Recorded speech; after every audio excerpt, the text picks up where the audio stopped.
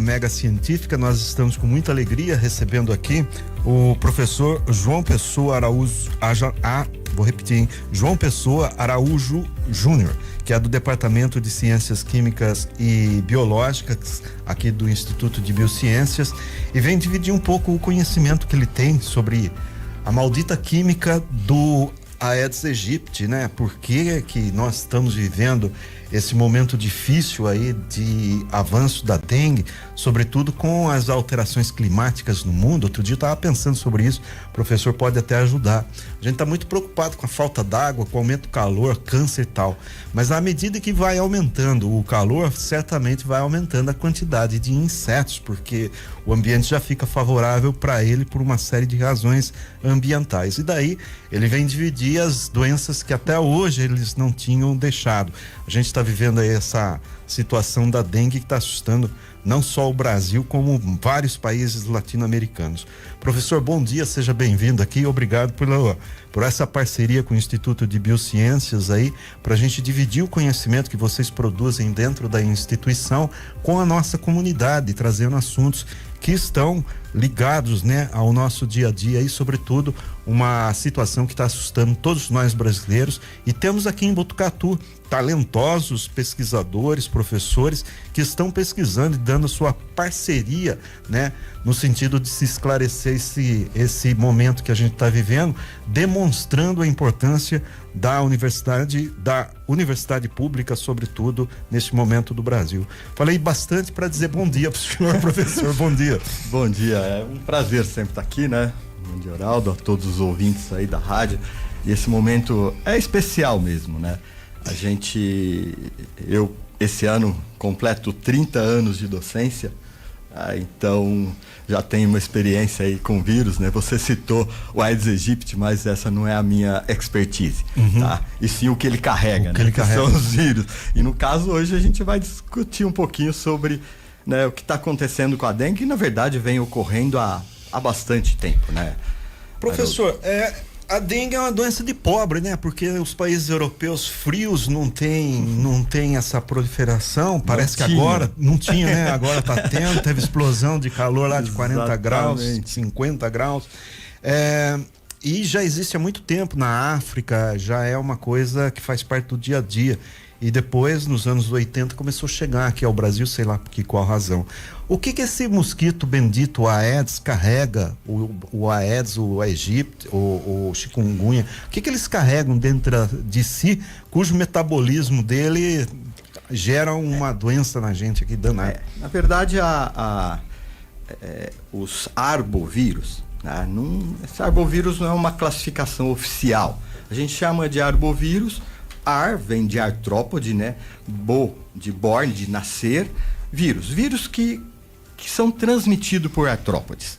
E no caso, o Aedes aegypti, ele é um transmissor biológico das arboviroses, né? Que a gente está falando principalmente aqui no Brasil, é zika, chikungunya, dengue e febre amarela. Vamos pensar nessas 4 que são as principais, mas a gente está vendo surtos de outros vírus desse grupo também no Amazonas, Oropost, tem outros vírus também. Mas aqui para nossa região aqui é dengue, chikungunya, agora é o foco. Mas a gente não pode esquecer de zika, porque também tivemos diagnóstico de zika recentemente em Araraquara. A gente faz um acompanhamento com Tivemos febre amarela recentemente. Exatamente. Aqui no sul do estado, né? Então, e os vírus evoluem, né? Evoluem e eu brinco com os alunos lá que os vírus não são diferentes de qualquer espécie que existe nesse planeta. Cada espécie precisa se manter a sua espécie, evoluir, e o vírus desenvolveu essa estratégia de sobreviver. E a estratégia do vírus para sobreviver, ele passa por uma excelente estratégia de transmissão. Porque se o vírus não for transmitido de um hospedeiro para o outro, ele acaba, que a gente fala, né, morrendo. A gente não fala morrendo, né, mas ele deixa de ser existente nesse planeta. Porque quando a gente fala morto, a gente tem que falar que ele é vivo.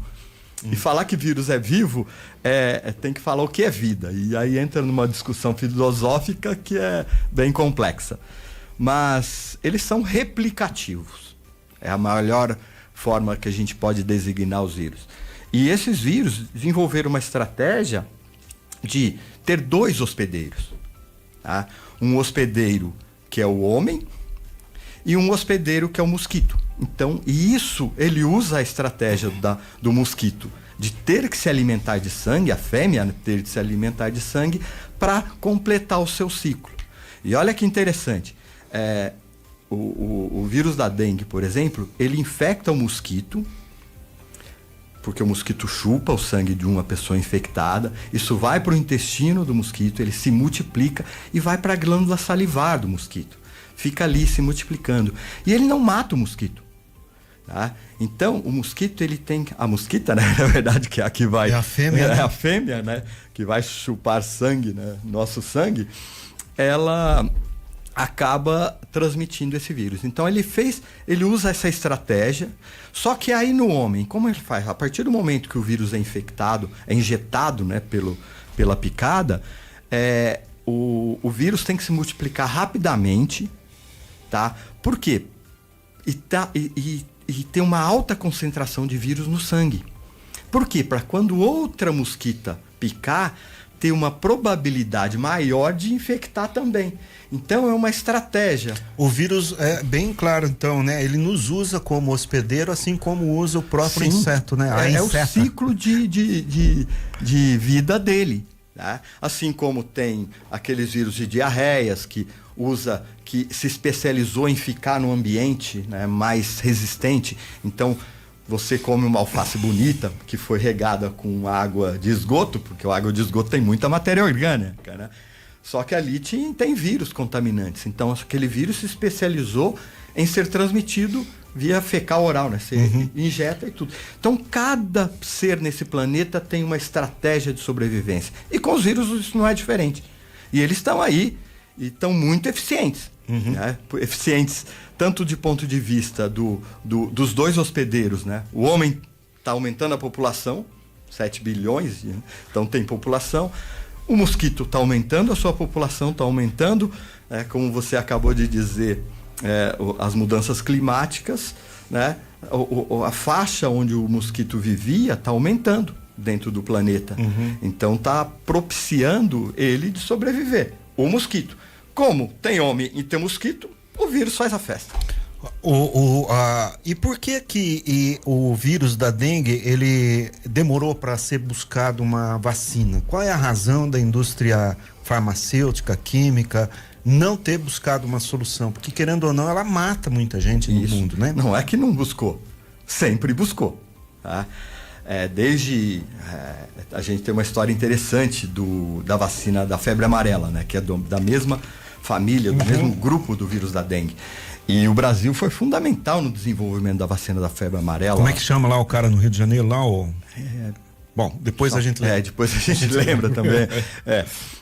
Porque tem uma história fantástica, né, do desenvolvimento e por volta de 1936, 1937, onde, na verdade, não foi o Brasil que desenvolveu a vacina, né? Ela recebeu, mas ela melhorou absurdamente e principalmente a segurança da vacina, né? Os pesquisadores ligados ao Instituto Rockefeller, que trabalhavam em conjunto com os pesquisadores do Manguinhos, lá na Fiocruz.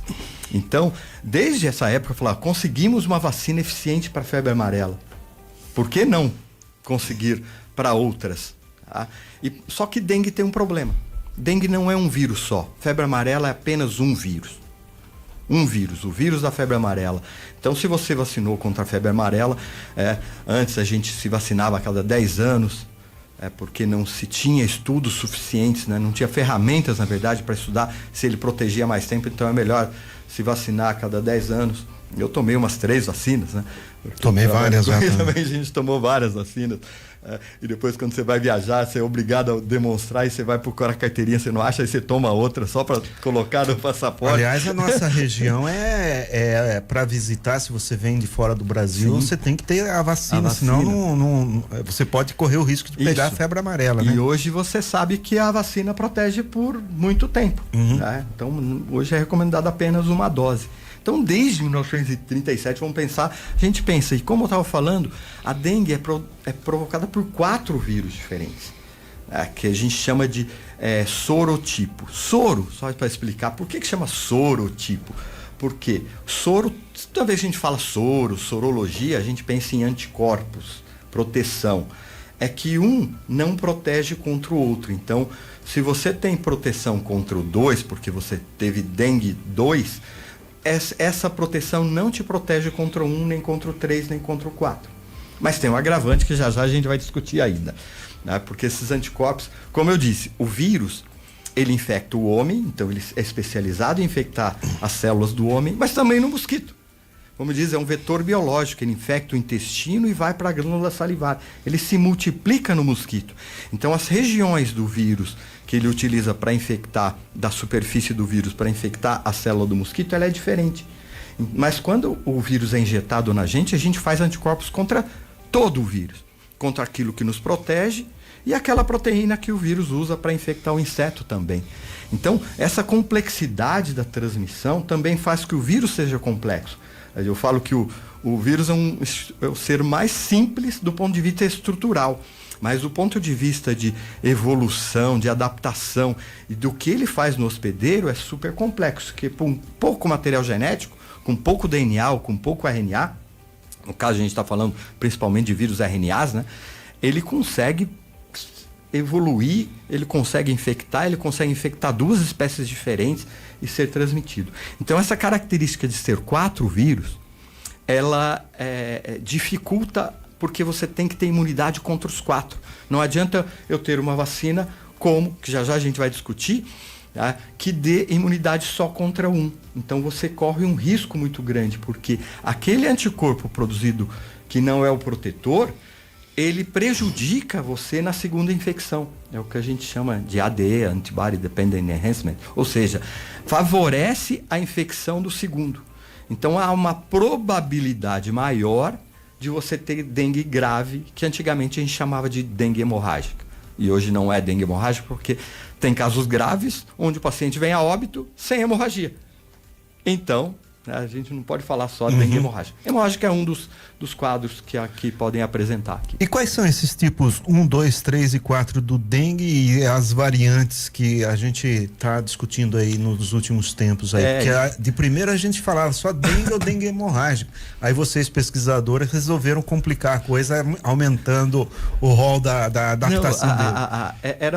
A dengue clássica e a dengue hemorrágica era uma classificação clínica, né, de como se comportava o paciente. E havia pacientes que tinham, vamos falar no nome antigo, dengue hemorrágica já na primeira infecção. Tá? Como a gente tem dengue grave hoje na primeira infecção.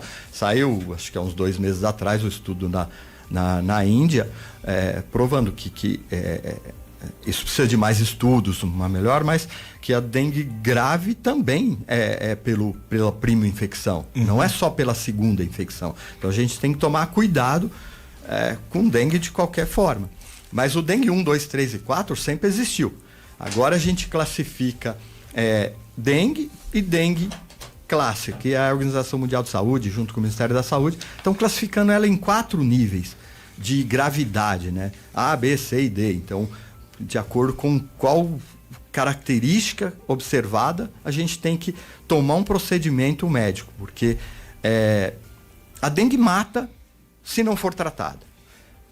Essa que é a grande questão. Se não, porque é muito rápido. Aonde que ela age, professor? Eu sei que o senhor não é médico, tal, é um pesquisador do que está lá dentro da barriga do bicho, mas aonde ela ataca principalmente? É rim, é coração? São vários órgãos. É o sangue, né? A gente chama de síndrome dengue, clássico, toda vez, porque são vários órgãos. Por quê? Porque atinge o sistema vascular também, células musculares. Por isso que dói todo o corpo. Então, dói tudo. Então, todo lugar a gente tem sistema vascular. E esse é a grande problema. Ele causa uma permeabilidade.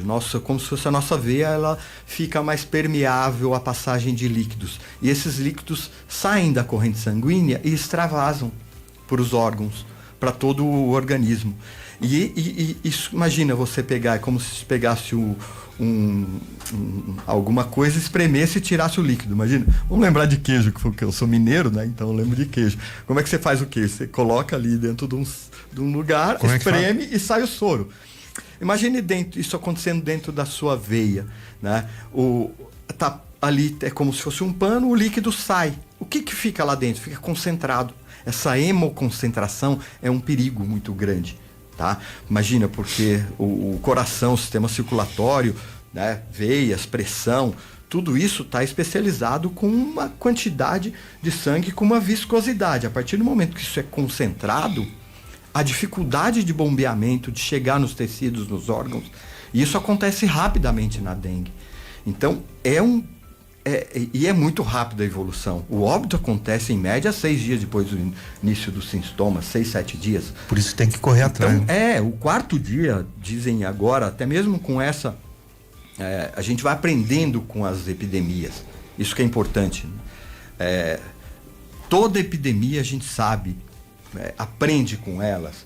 Antes quando a gente conhecia, falar de ebola, né? Todo mundo tem medo de ebola, mas quando acontecia poucos casos de ebola, e aí a gente achava que a letalidade atingia 70%, 80%.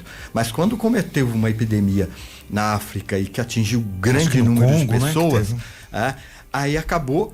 Aí a gente tem uma coorte, que na verdade não é uma coorte, não é um estudo, mas um número de pessoas maior para ser avaliado. Aí a gente viu que não é assim, ele tem menos letalidade. Então a gente vai aprendendo.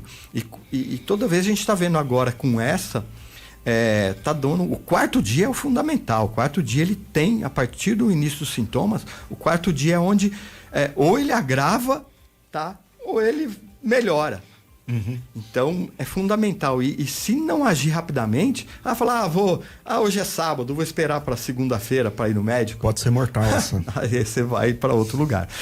Professor, são 9h02, a gente está conversando aqui com o professor João Pessoa Araújo Júnior a respeito das pesquisas que ele desenvolve com o vírus aqui e outros vírus, sobretudo esclarecendo a questão da dengue. A gente vai a uma passagem comercial e voltamos na sequência aqui, sempre com o apoio da Mega Científica e do Instituto de Biociências da Unesp de Botucatu. Jornal da Clube Gente. Responsabilidade na informação. Jornalismo levado a sério. Jornal da Clube Gente. Você já conhece a Mega Científica? Empresa que é referência quando o assunto é produtos laboratoriais e hospitalares. Uma equipe experiente e atenciosa, pronta para equipar o seu consultório médico, laboratório ou para atender demandas veterinárias. Mega Científica, há mais de 25 anos conectando ciência e saúde. Avenida Deputado Dante Delmanto, 1470. Entre em contato 38820908. Conheça mais sobre os produtos através do site megacientifica.com.br.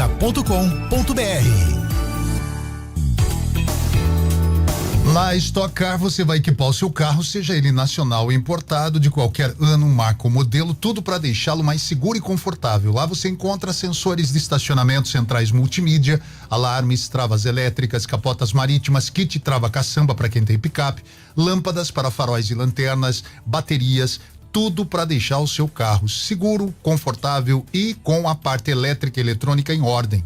A Stock Car utiliza os mais modernos equipamentos para fazer todo tipo de diagnóstico em seu veículo. E a Stock Car agora tem máquina recicladora de ar-condicionado. Seu carro precisa de uma manutenção no ar-condicionado? Fale com o Edu, com a Rosângela, tome um café, conheça toda a tecnologia envolvida aí nesse equipamento novo da Stock Car. A Stock Car atende na rua João Cândido Vilas Boas, 1349, atrás do Central, loja 3. O telefone é 3813-2140, WhatsApp é 99616-3045. Nas redes sociais, procure Autoelétrica Stock Car. Dá um pulinho lá, fale com o Edu, com a Rosângela e faça um ótimo negócio. Jornal da Clube Gente. Esta meia hora é um oferecimento. Grupo Berimbau Peças e Postos. Qualidade em atendimento é a nossa marca. Oral Unique. Você pode e merece o melhor. 9h06, estamos de volta com o Jornal da Clube Gente, apresentando Ciência, Saúde e Ciência em Destaque. Muito bem, e a gente está aqui com o professor João Pessoa Araújo Júnior, que é lá do Departamento de Ciência Química e Biológica, e você pode participar aqui dos nossos questionamentos, essa oportunidade, né? Com um pesquisador, uma pessoa que tem acesso às pesquisas, para poder esclarecer suas dúvidas referentes à dengue que vem assustando aqui na cidade de Botucatu. Nós vamos terminar essa semana chegando a quase mais de 4.000 pessoas com dengue na cidade de Botucatu, com 22 pessoas até a última terça-feira internadas no Hospital das Clínicas em Botucatu, 19 da cidade, 2 e outras 3 da região. Tínhamos até a última terça-feira naquela unidade de hidratação 7 pessoas internadas, mas aí me explicaram que isso aí altera muito durante o período e é uma doença que vem assustando o povo de Botucatu, né? E sobretudo nesse momento aí que tem gente morrendo, a gente precisa entender isso. Professora, a gente falou da gravidade desse vírus e a respeito da vacina, né? Logo no começo da entrevista. Qual a importância da vacina nesse momento em que a gente está discutindo? Até a semana passada, estava vendo dados aqui que a assessoria de imprensa do IBM passou, só 30% das pessoas aptas a tomarem vacina, e na maioria ela é preconizada para crianças, portanto a responsabilidade dos pais é muito grande porque as crianças são mais acessíveis. Aliás, é preciso reforçar essa campanha de vacinação. Todos os postos de saúde em Botucatu estão preparados para fazer a vacinação de crianças e adultos. Veja que é importante manter esse calendário vacinal porque a dengue mata. E nesse caso, essas vacinas, elas são seguras? Qual a importância dela? Vamos frisar, deixar bem claro, vamos começar essa discussão aqui falando que as vacinas são seguras. As vacinas aprovadas, elas são seguras. É a condição sine qua non, não tem dúvida. A Anvisa é extremamente criteriosa ao aprovar uma vacina ou não. Então, sempre a principal questão que é observada é a segurança. Segurança significa o quê? Eu vou tomar a vacina, eu tenho pouquíssimo risco de ter algum efeito colateral. Tá? Não que não exista, mas se eu tiver, vai ser leve aquele efeito colateral. Então não vai. Então elas são seguras. A questão é que, como eu disse, a vacina ela tem que proteger contra os 4 tipos. Não adianta eu produzir uma vacina que vai produzir contra um tipo apenas. Isso também acontece com a poliomielite, né? A poliomielite também são 3 tipos. Então, não é exclusivo de dengue isso. E o problema é que as vacinas, o desenvolvimento, como eu falei, quando foi muito difícil você ter essa contrapartida. E já tentaram vários tipos de vacinas, né? Como eu disse, não é que não tentaram, sempre a indústria, os pesquisadores, normalmente uma vacina começa com pesquisadores fazendo, depois transfere para a indústria, mas sempre é interesse, porque a população a ser vacinada é gigantesca e cada vez maior, né? Como eu disse, está ampliando a faixa que o mosquito sobrevive, então cada vez mais vão ter pessoas que devem tomar as vacinas. Então as vacinas tem um histórico aqui, né? A primeira que a Anvisa licenciou, que é uma vacina da empresa francesa Sanofi Pasteur, que é a Denvaxia, né, que a gente chama. Essa vacina, ela foi aprovada, só que ela teve um problema. Por quê? Porque ao desenvolver nos testes tudo, ela se mostrou eficaz, por isso que a Anvisa aprovou. Só que quando foi aplicada, ela mostrou que ela tinha efetividade só contra uma, não protegia contra as outras. Então, nos testes clínicos e tudo mais, foi demonstrado isso. E o problema é quando você vai avaliar uma vacina, é que você tem que vacinar um grande número de pessoas e contar que essas pessoas sejam infectadas, né? Então você escolhe locais onde o vírus circula. A gente viu isso claramente com Covid, né? Então como é que você avalia a eficácia vacinando com a vacina e vacinando com placebo, e quem está vacinando não sabe o que é o duplo cego. E só que você conta que o vírus está circulando e que vai infectar. Aí depois você, né, tem vários cálculos estatísticos que você compara as pessoas que receberam só soro e as pessoas que receberam a vacina. Se houve diferença, é aí que você calcula a eficácia. Então você espera que elas sejam infectadas. E a população é completamente diferente de um caso clínico, do estudo clínico, você faz 20 mil pessoas, né? Normalmente eles são restritos. E aí quando se começou a aplicar, verificou que ela praticamente era uma vacina só contra a dengue 4.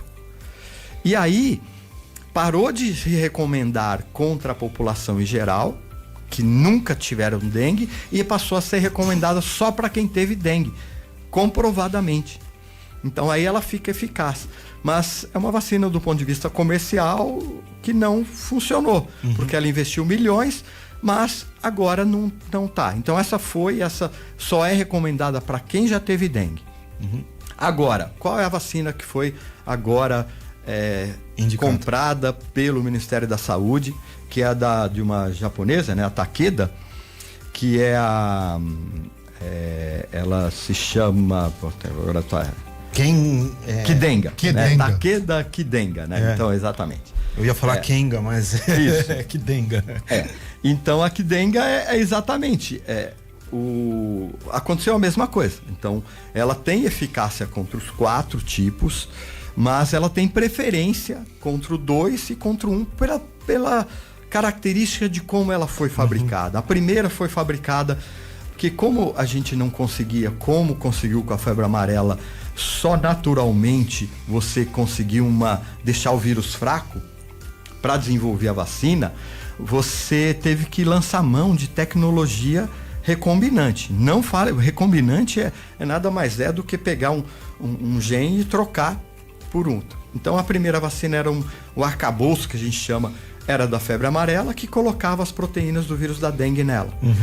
Essa outra agora, a da Takeda, é o dengue 2, que você troca e coloca as proteínas do dengue, proteína de superfície, que é a que protege, né, as proteínas estruturais, contra 1, 3 e 4.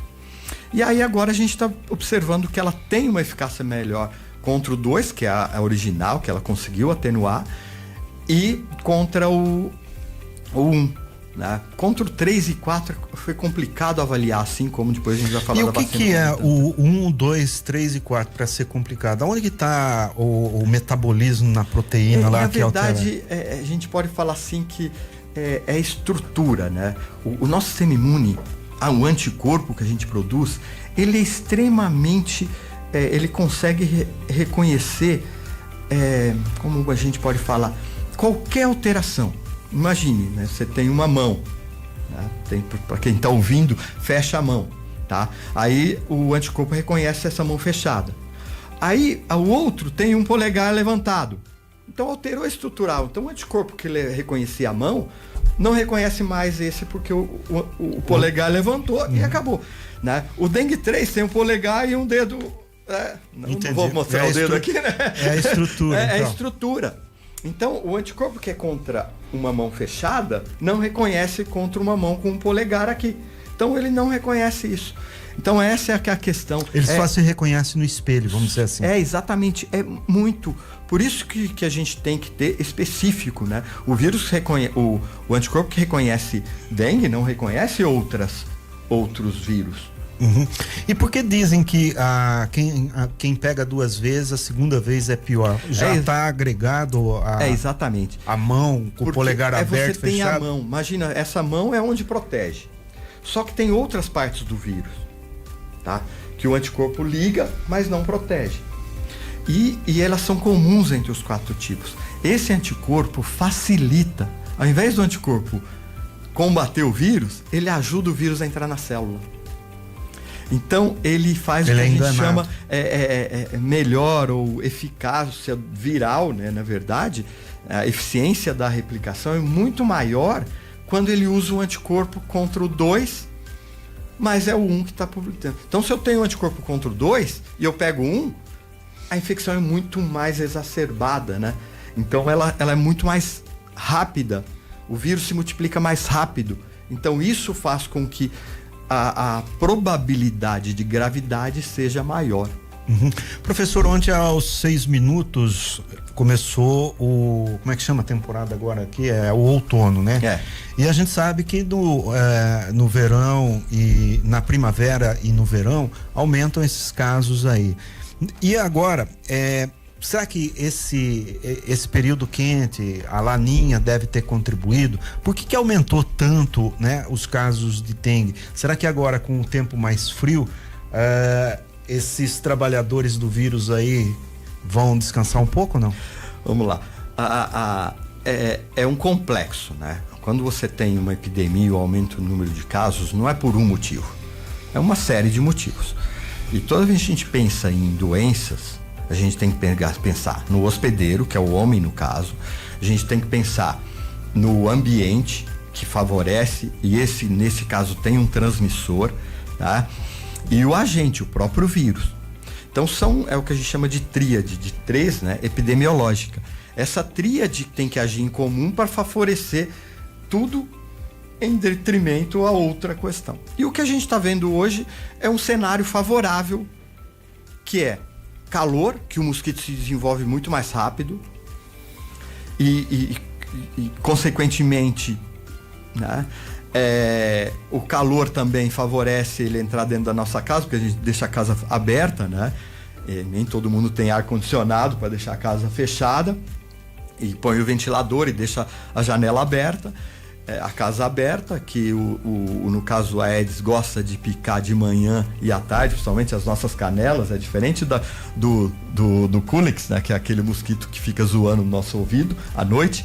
O pernilongão. O pernilongão, exatamente, muriçoca, pernilongo, tem vários nomes. Mas ele gosta dessa. Então, essa situação favorável de aumento do mosquito. Você já também tem casos de dengue aumentando. Você tem população maior suscetibilidade.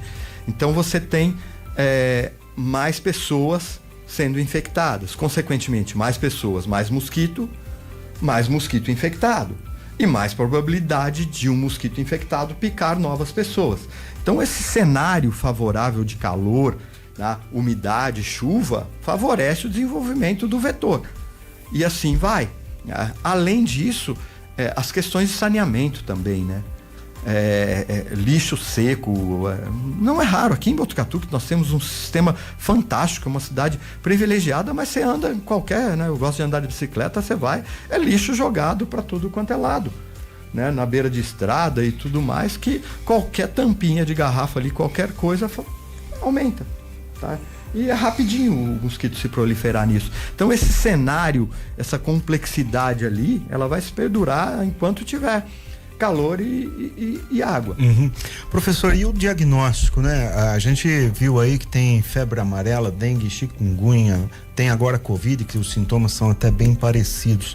Eu acho que a expertise do médico, do enfermeiro, no diagnóstico aumenta bastante a responsabilidade dele e aumenta a gravidade de um erro, porque se for só 4, 5 dias do jeito que o senhor falou, nós estamos ferrados lá na frente, né? Exatamente, essa que é o grande porquê que levando em consideração, sendo mal educado com o senhor, que esse médico que está na linha de frente, esse enfermeiro que está na linha de frente, em 2, 3 meses ele deve estar estressado de ficar atendendo, e o erro aí que acontece, né? Vira uma bola rotina, de neve, né? Leva o erro. Aumenta o número de casos, aí você tem superlotação dos ambientes hospitalares, aí você acaba tendo que contratar mais gente, essa gente não foi treinada adequadamente, e aí vira aquilo que é o caos, né? A gente não pode chegar no caos.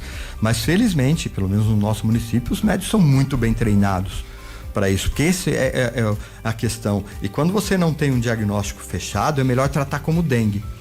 Porque chikungunya, clinicamente, é muito parecido. Ela é mais longa, dá dor nas juntas, mas no começo é muito parecido. Até mesmo outras doenças também, né? A gripe, Covid, né? Gripe.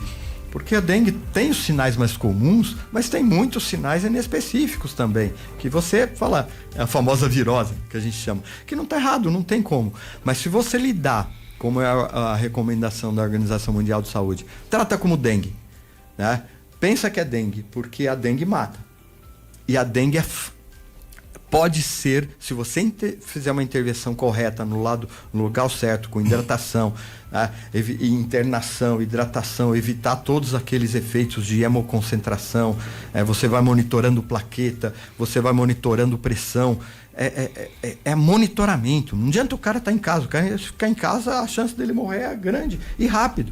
Então tem que internar. Então, esse sobretudo se tiver comorbidade, como foi o caso do falecimento de uma senhora aqui em Botucatu, né? As comorbidades, principalmente obesidade, doenças cardíacas, que é uma doença vascular, que a gente falou, né?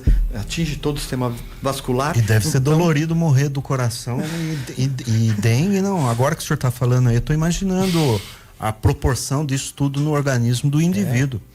Doutor, e a gente começou a falar aqui das vacinas. E essas vacinas, seja para 1, 2, 3 ou 4 ou para todas, elas são seguras? Porque tem aí um presidente que disse que não ia tomar vacina de Covid com medo de virar jacaré, né? Então, a gente vai virar o quê? Uma muriçoca se tomar a vacina da dengue? Olha aí, por favor, não aproveitem com recorte a minha brincadeira aqui, porque é um assunto sério, né? Somos todos jacarezados, né? Mas qual é a segurança que a gente tem nessas vacinas aí? A gente soube que teve uma aí, pela sua experiência, que só servia a um determinado tipo, portanto foi ineficiente para outras, levou muitas pessoas a desconfiarem da vacina. E agora tem uma que trabalha melhor os 4 sorotipos aí, vamos dizer dessa forma. A gente pode confiar nessas vacinas de que forma? A segurança como eu disse, a Anvisa preconiza segurança. Agora, a efetividade, tá? Que é depois que ela começa, a eficácia, que é nos testes que foram feitos, demonstrou eficácia. Agora, a gente está em fase 4, é a última fase de avaliação, porque ela entrou no mercado, ela precisa continuar sendo avaliada. Continuar sendo avaliada. Nós tivemos o caso da Coronavac, todo mundo viu, né?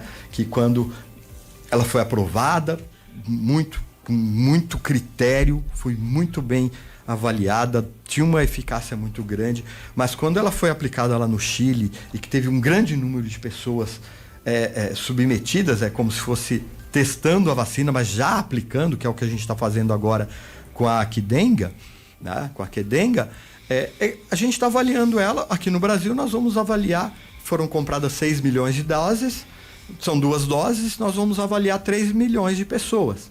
Se vacinarem, né? Porque, como você disse muito bem, o público-alvo, que era de 10 a 14, né? Agora já está aumentando de 10 a 16, justamente para, né, tentarmos imunizar as pessoas até julho, agosto, né? Porque você toma uma dose agora, toma outra daqui 3 meses. Então, essa vacina não é para esse ano, não é para o ano que vem. Para o ano que vem já está acordado cerca de 9 milhões de doses. Se somar 9 milhões de doses com 6 dá 15, dá 7 milhões e meio de pessoas, numa população de quase 250 milhões de pessoas, tá? Isso não vai fazer diferença no cenário para os próximos anos. Então, o que a gente precisa, e a indústria não tem capacidade. Fala, eu quero vacinar 200 milhões, tenho dinheiro, ano que vem quero os 200 milhões vacinados. Não tem. A indústria não é capaz. Nós vamos ter agora a vacina do Butantan, que a gente chama do Butantan, mas é um complexo, né? Merck, Butantan, Instituto Americano de Saúde, o NIH, que desenvolveram uma vacina que saíram os resultados de fase 3 agora, foram publicados, ainda estão terminando os dados, mas foi a melhor de todas, né? Nessa fase em que se encontra. Então a gente tem uma perspectiva de ter uma vacina. Segurança, já foi comprovado que ela é segura. Só que ela mostrou-se muito mais eficiente do que as outras duas, do que a Qdenga e a da Sanofi. Então nós temos agora, só que agora vai para todo um processo da Anvisa. Falar, não dá para acelerar? Não, as coisas têm que ser feitas no seu devido tempo, né? Precisa todos os dados. E a gente tem um problema com dengue 3 e 4. Porque no Brasil está circulando muito dengue 1 e dengue 2. Então você consegue avaliar claramente qual foi a eficácia do 1 e do 2. Nós não tivemos nesses últimos anos dengue 3 e dengue 4. Agora que eles estão no Brasil, estão circulando, isso é um perigo. A gente não sabe qual a eficácia, mas tem um dado importante que foi publicado agora, que uma das formas de você avaliar se uma vacina com vírus replicativo está funcionando é pegar o indivíduo vacinado e ver se os 4 estão multiplicando. Porque imagina, o vírus se multiplica no seu organismo, só que é uma multiplicação leve, não te causa nenhum problema, não te causa Sistema doença. imunológico combate. Exatamente. É como se eu tivesse dando uma dose muito pequenininha de vírus para ele infectar. Só que o vírus foi modificado para ele não causar a doença. E foi comprovado com a vacina do Butantan, né, que o vírus se multiplicava, tanto 1, quanto 2, quanto 3 e quanto 4, eficientemente. Então, é quase que certeza a gente tem depois dos testes de eficácia. Mas, assim, é um indício fortíssimo de que a vacina do Butantan ela vai ter uma série de benefícios. Só que o que a gente tem hoje? Hoje a gente tem a Qdenga. Hoje a gente tem 6 milhões de doses. Então, vamos consumir essas 6 milhões de doses. Tá? Ela é segura. Tá? Ah, mas ela pode ser um fiasco como foi a primeira? Que na verdade não foi um fiasco. Ela protegia, só que era contra um tipo só. E era super eficiente contra o segundo Provavelmente tipo. não conhecíamos bem o mosquito e nem a dengue, né? Conhecíamos, mas a questão é a dificuldade de fazer a vacina. Então esse é o ponto. Professor, por conta do Homem-Aranha que foi picado e virou um super-herói, muita gente fala de alteração de DNA, RNA. A gente vai virar um super-herói, virar filme? Existe essa possibilidade de uma vacina alterar o DNA de uma pessoa e ela virar uma outra coisa? É muito mais fácil a infecção alterar do que a vacina. Vamos falar, todo mundo fala é um vírus recombinante, porque eles ficam brincando de Deus, né? Ou tira um gene daqui, põe de cá e tudo mais. Mas hoje nós temos um conhecimento absurdo, coisas que não tínhamos na época do desenvolvimento das principais vacinas. Como eu disse, a vacina de febre amarela teve todos os problemas envolvidos, mas era um problema mais ligado a um componente que era o soro humano, do que com o vírus, efetivamente. Foi uma vacina espetacular, em 1942. E hoje a gente tem enorme maquinaria, exércitos para estudar, né, sequenciar, estudar o que esse vírus está produzindo. A infecção, ela provoca tanto RNA. Um vírus, quando ele te pega, o vírus ele está se multiplicando absurdamente, ele está produzindo RNA mensageiro absurdamente, porque ele precisa produzir. Então, comparando a vacina com a infecção natural, a infecção natural é muito, N vezes tem mais chances de causar alguma alteração. A vacina não tem, por isso que eu falo, a segurança é absurda. Não tem porquê, porque a gente está colocando um vírus conhecido, com a sequência conhecida, a gente sabe exatamente qual a proteína que ele produz, aonde que ele vai no organismo, exatamente a gente conhece tudo dele. Tudo a gente fala assim, tudo não, né? Tem muita coisa a ser descoberta ainda, mas dentre o que a gente tem hoje, o que a gente tinha há 60 anos atrás, quando a maioria as vacinas são muito mais seguras, muito mais seguras. Bom, professor, para a gente ir para os finalmente, vamos lá, algumas coisas aí para ajudar, né? A gente já aprendeu um pouco aqui com o seu conhecimento a respeito das dificuldades que os pesquisadores têm no sentido de se fazer um produto para a saúde humana seguro. Vimos que o vírus é um ser extremamente inteligente que vai se adaptando no seu microcosmo dentro da gente. Não é inteligente, vamos falar assim, ele evolui rápido e vai se adaptando dentro das nossas dificuldades. E aí, pra gente se proteger, esses dias eu estava vendo na internet, lá diferente aqui no estado de São Paulo, que o pessoal fala pra gente tomar vacina, manter os quintais limpos, lá no norte do Brasil eles estão orientando o seguinte: vamos pôr tela na porta e nas janelas, vamos fazer um pouco de fumaça, até isso eu já vi lá. E aqui pra gente em São Paulo, comer alho, fumar no quarto ajuda a combater a dengue? O que o senhor nos orienta para ajudar, além, óbvio, de o preconizado, para prejudicar o ambiente da dengue? Você tem que manter o quintal limpo. E aí você resolve esse problema. Para a gente encerrar, quais são as dicas? As dicas não acreditem em tudo que você vê que você recebe do WhatsApp, tá? Já vi fake news de voltou a ivermectina também ali né, que não tem nenhuma eficácia, não tem nenhuma alteração, não resolve nada. ivermectina. Provavelmente vão chamar aquele nome daquela outra droga, que é melhor nem falar nela mais, né? Que é usada muito para Covid, que o nosso ex-presidente defendia. E agora, nós não vamos vacinar todo mundo. Como disse, 3 milhões de pessoas vacinadas é irrisório esse ano. Para o ano que vem, tá? A não ser que a vacina do Butantan já entre, tá? Para a gente aumentar os 9 milhões para ter, né? A perspectiva é ter 7 milhões e meio de pessoas vacinadas. Isso é muito pouco, isso vai atuar muito pouco. Então o que a gente tem de ferramenta? A ferramenta é evitar o mosquito. É evitar que o mosquito se prolifere. E todo mundo sabe, isso é campanhas e campanhas, de que precisa de uma água parada dentro da sua casa. Tá? Não é a casa do vizinho. Do vizinho, sim. Tá? Mas não do outro bairro. Tá? Então, quer dizer, porque, como diz, o mosquito ele voa pouco. Mas só que ele voa para dentro do carro e você leva o carro para outros lugares. Né? Então, essa é uma questão fundamental. É controlar o mosquito. Diminuir a infestação do mosquito. Diminuindo o mosquito, menos mosquitos infectados. Então, você vai tendo um ciclo. Mas tem que melhorar o sistema de saneamento também. Todas as pessoas têm que ter acesso à educação, que não pode jogar lixo em qualquer lugar, porque o lixo sempre vai ter uma garrafa de leite ou alguma coisa ali naquele meio que vai acumular água. Então não tem jeito. É educação, o órgão público fazendo o seu caso, tomando conta das ruas, dos bueiros que podem estar acumulando água, de todos os locais onde possam ter o criador do vírus, do mosquito. Então, hoje nós temos que atuar no mosquito. Eliminar o mosquito é o fundamental, né?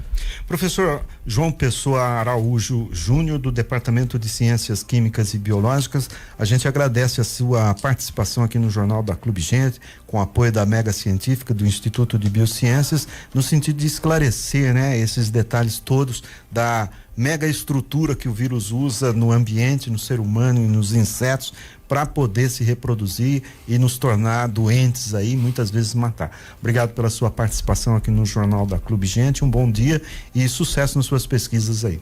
Obrigado, eu que agradeço, né? É um prazer aqui estar esclarecendo alguns pontos, né?